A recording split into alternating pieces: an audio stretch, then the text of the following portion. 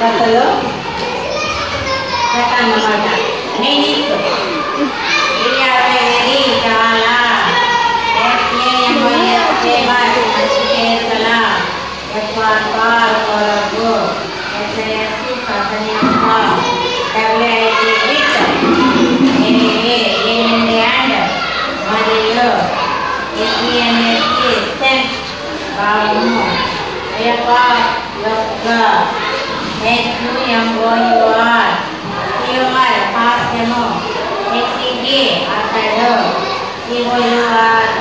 కొరకు న్యాయస్థానము కోర్టు